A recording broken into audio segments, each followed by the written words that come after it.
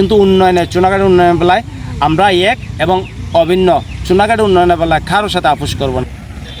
সাতচুরি জাতীয় উদ্যান একটা হবিগঞ্জের জেলার ভিতরে একটা খুবই সুন্দর জায়গা, যেখানে দেখার জন্য বাংলাদেশের বিভিন্ন জেলা থেকে আমরা আমাদের এই চুনাঘাট উপজেলা সাতচুরি বাগানে দেখতে আসে।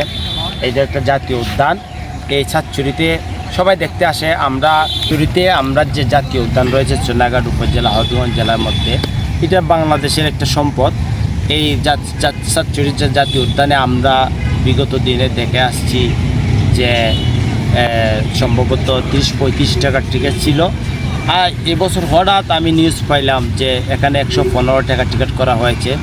তো এই সাতচুরিতে কেন 115 টাকা টিকিট করা হলো, এটা হলো আমার মূল একটা প্রশ্ন রয়ে গেল।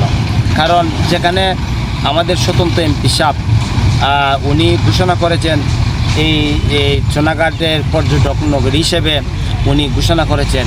এখন পর্যটক যারা আসবে তাদের সাথে যদি আমরা বিঙ্গাত মেম্বারের মতন পাতলা মারি, সাতচুরি জাতীয় উদ্যানে যদি 115 টাকার টিকিট দিই, হয়তো এই জাতীয় উদ্যানের যে 115 টাকার টিকিটটা নির্ধারণ করা হয়েছে, হয়তো এই আমাদের যা স্বতন্ত্র এমপি সাহেব এই সম্পর্কে অবগত আছে কি না।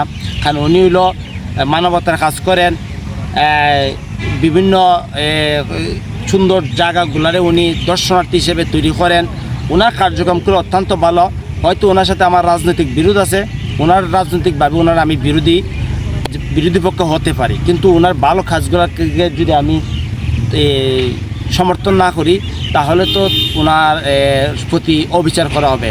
তো উনি যে সুন্দর সুন্দর যাত্রী ছাউনিগুলোকে সুন্দর আকর্ষণভাবে মানুষের কাছে তুলে ধরছেন, এই সাতচুরিতেও ঠিক এইভাবে জাতীয় উদ্যানটা উনি তুলে ধরেছেন। অতীত ও বর্তমানে এখানে বিভিন্ন কীভাবে সুন্দর করা যায় চেষ্টা করতেছেন।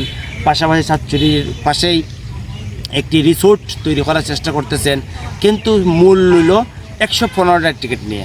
115 টাকার যে টিকিট করা হয়েছে এটা কতটুকু যুক্তি?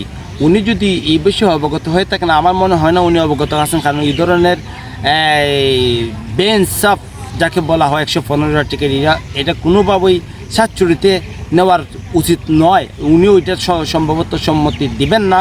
তো ওনার যদি অবগত না হয়ে থাকেন তাহলে এই বিষয়টা উনি অবগত হয়ে নজরে নিয়ে যেন সেই আগের 35 টাকা ঊর্ধ্বে 5 টাকা অ্যাড করে 40 টাকা করা যায়।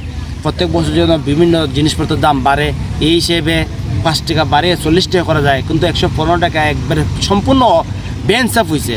তো এই বিষয়টা আমি প্রশাসনিকভাবে প্রশাসনের যারা এটা দায়িত্বে আছে তাদেরকেও বলবো পুনরায় এইটা সিদ্ধান্তটি আলোচনা করে পুনরায় আবার সিদ্ধান্ত নেওয়ার জন্য, এবং চুনাঘাটকে পর্যটক নগরী স্বতন্ত্র এমপি সাহেব করতে চাইতেছেন, ওনার প্রতি সবাই সহযোগিতা করেন। আমরাও সহযোগিতা করি। রাজনৈতিকভাবে বিরোধী দল হতে পারি, আমরা রাজনৈতিকভাবে মতাদর্শ পার্থক্য হতে পারে, কিন্তু চুনাঘাটের উন্নয়নের বেলায় আমরা এক এবং অভিন্ন। চুনাঘাটের উন্নয়নের বেলায় কারোর সাথে আপোষ করব না ইনশাআল্লাহ। সবাইকে ধন্যবাদ। আসসালামু আলাইকুম।